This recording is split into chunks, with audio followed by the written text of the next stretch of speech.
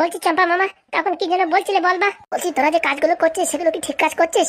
মানে বুঝলাম না। হ্যাঁ কি বলছো, কিছু বুঝলাম না তো, খুলে বলো। এই যে পাদুর থেকে যে তোরা কথাগুলো লুকাই রাখিস, হ্যাঁ তোরা কি ভাবিস পাদু জানতে পারবে না? না মানে আমরা তো লুকাই রাখতে চাই নাই, কিন্তু এখন বলতে পারে যদি আমাদের বেলনের বাড়ি দেয়, তার জন্য বলতে পারতেছি না। আমার কথা শোন, সবকিছু বলিয়ে দে। তোরা উল্টো পাল্টা কিছু করতে যাস না, তারপরে হিতিতে বিপরীত হয়ে যাবে না, তখন দেখতে আর এক জ্বালা। আমার তাই মনে হয় নেতন ভাই বলে দেই ভালো। তাহলে পাদুদা আমাদের কিরকম ভাববে, দেখে শুনে এরকম একটা মেয়ে আমার কপালে জুটাই দিল।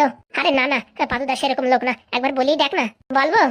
বলেই দাও যে আমরা এরকম কনফার্ম জানি না, ও দাদু আমাদের এই কথা বললো। ঠিক আছে, ওর দাদুর নাম দিয়ে ঝেড়ে দিই কাজটা, তাই তো? বলে দে রে ভাগ্নে, বলে দে।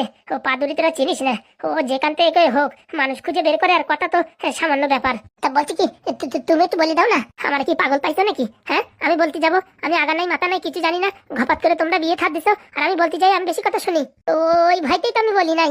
শোন, তোরা তো আগে থেকে জানতি না, বিয়ের পরে জানিস, তাহলে এবার দোষ কি? যেটা সত্যি সেটা বলে দে, কোনো ঝামেলা থাকবে না। নাই তো উল্টো পাল্টা কিছু করতে গেলি বড় একটা ঝামেলা বাঁধলি, তখন দেখবি অনেক বড় ঝামেলা হবে। ঠিক আছে, ভগবানের নাম করে একবারে বলেই দেবানি।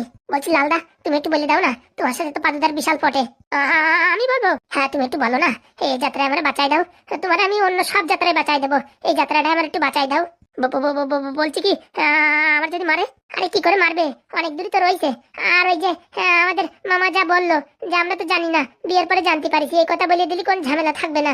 বলছি বাঘের মুখের সামনে যাওয়া আমার কাছে একদম নর্মাল ব্যাপার, কিন্তু পাদুদার সামনে এরকম একটা কথা বলবো আমার ভয় লাগতেছে। আগের বেলা দুইবার ছাকা খাইছে, এখন যদি আবার এই কথা বলি তাহলে একটা ব্রেনের উপর প্রেশার না পড়ে। আরে কোনো প্রেশার পড়বে না, আর তেল বানানো তো শিখাই দিয়েছে আমাদের, যদি সেরকম প্রেশার পড়ে তুমি আর আমি যাইয়ে তেল ভালো করে ঘষিয়ে দেবো। আচ্ছা, এখনো পৌঁছেছি কিনা কে জানে। কি যে বলো, প্লেনে ঘাপ করে উঠবে, কপ করে পৌঁছে যাবে। আমরা মনে করো ওই আগে আসতে আসতে মনে করো ছত্তিশগড় পার করে যাবে, তাই নাকি? এত সোজা? শালা কপালও এরকম কপাল, জীবনে কোনো প্লেনে উঠতে পারলাম না। আমার সাথে লাইনে থাকো, একদিন ঠিক উঠবোই উঠবো। ঠিক আছে, আজকে কথা দিলিস কিন্তু, তোর এই বিপদের আমি বাঁচাবো, তার বদলে কিন্তু আমার প্লেনে উঠতে হবে 100%।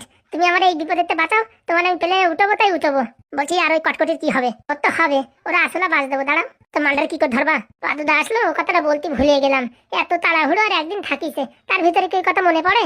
শোন, পাদুর কাছে তোরা ফর্মুলা শুনে অ্যাপ্লাই করবি, দেখবি কটকটি বাড়ির সামনে। বলছি চম্পা মামা, তুমি পাদুদারে কতখানি চেনো? গুড় যেরকম চিনি দি চেনে, সেরকম পাদুরে আমি চিনি, আর আমি চিনি না। তো তোর কথাই তো বলতেছি, তুই আর আমি এই গুড় আর চিনির মতন চিনি। পাদুর সাথে কত না ফাজলামি করেছি, আর সেই পাদুর এখন বিয়ে হয়ে গেল, আর আমি সারা এখন আইবুড়ো থেকে গেলাম, আর কি বলবো। তাহলে 36 মাসে তোমারটাও ঘটাই দেবো নাকি? আরে না না, আমি আর কি পাচ্ছি, আমি সারা 1 টাকা ইনকাম করতে পারি না, বিয়ে করে খাওয়াবো কি বৌদি? ও খাওয়া খাই পরে, আগে যাত্রাতে বাঁচে উঠি, তারপর তোমার বিয়ে নিয়ে আলোচনা করা যাবে। আসল কথা হচ্ছে হাগুদা ফুটোদা আরে ধ্যানদা, এরা কেন বিয়ে